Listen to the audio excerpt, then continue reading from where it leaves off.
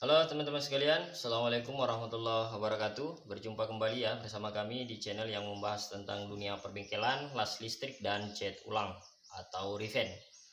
Nah, di video kita kali ini kita akan membahas terkait dengan apa yang menyebabkan oli bercampur dengan air radiator. Jadi teman-teman yang memiliki kendaraan roda 2, khususnya yang mempunyai pendingin air atau yang mempunyai radiator. Nah, kira-kira teman-teman bertanya apa sih yang menyebabkan sehingga oli itu bercampur dengan air radiator. Nah, biasanya kan kalau kita melakukan penggantian oli, itu oli dari mesin itu kelihatan berwarna putih.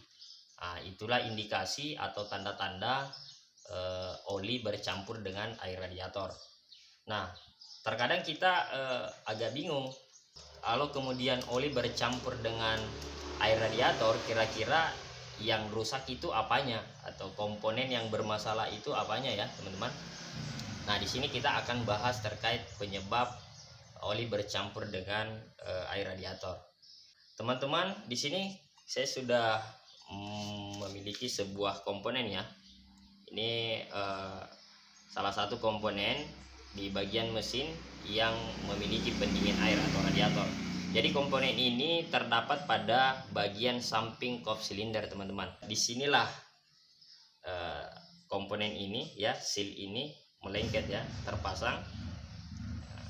Jadi ketika misalkan seal ini yang rusak, maka itulah yang menyebabkan oli bercampur dengan air radiator teman-teman ya. Nah, jadi masalah utamanya ada pada seal pompa air ini ya. Nah, teman-teman mungkin bertanya apa yang menjadi resiko ketika oli bercampur dengan air pendingin atau air radiator. Jadi resiko kerusakan yang terjadi pada mesin itu, yang pertama blok mesin akan tergores ya teman-teman. Nah, kalau blok mesin tergores, maka kecenderungannya knalpot akan mengalami atau mengeluarkan asap ya. Kemudian klep akan bengkok ya kalau tidak segera kita tangani ya. Kemudian stang seher juga bisa bengkok ya teman-teman. Ring seher akan kalah, kemudian lahar panggung juga akan kalah. Kenapa? Karena pada dasarnya ketika oli bercampur dengan air, oli itu akan kalah teman-teman ya. Jadi yang mendominasi itu adalah air radiator. Jadi ketika ada indikasi atau tanda-tanda air bercampur dengan oli, maka segera lakukan penanganan dengan melakukan penggantian sel yang terdapat pada komponen di bagian ini teman-teman. Ini kan sudah kita buka ya teman-teman. Untuk melakukan penggantian sel ini itu agak-agak rumit juga ya teman-teman, karena kalau kita melihat ini sel pompa air ini agak-agak tebal. Jadi ketika dia sudah terpasang seperti ini, kemudian kita mau buka, khususnya kita di bengkel-bengkel kecil seperti ini, karena kita memiliki keterbatasan peralatan, sehingga untuk membuka komponen seperti ini harus melakukan dengan cara manual ya. Namun ketika kita hanya melakukan pukulan dari dalam sini teman-teman ya, maka seal ini akan sangat susah atau kewalahan kita untuk mengeluarkannya. Kenapa? Karena untuk mengeluarkan ini sangat-sangat keras teman-teman. Jadi kita mengakalinya dengan cara memanaskan komponen yang ada dalam sini, sehingga karet yang terdapat pada seal ini nanti akan melunak. Nah, setelah melunak seperti itu, baru kemudian kita dorong atau pukul dari dalam sini teman-teman, sehingga seal ini bisa kemudian dengan mudah terlepas.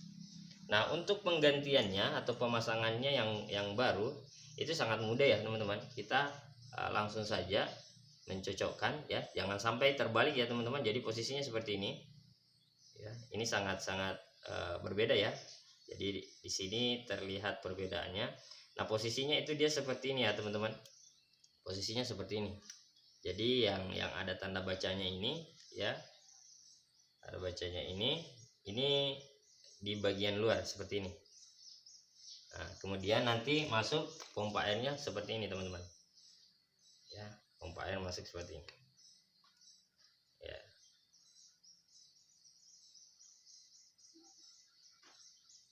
Nah, jadi Sekali lagi ya teman-teman, yang membuat atau yang menyebabkan oli bercampur dengan air radiator itu adalah seal pompa air radiatornya. Jadi pompa radiator ini atau pompa air radiator ini terdapat pada bagian kop sebelah kiri teman-teman ya.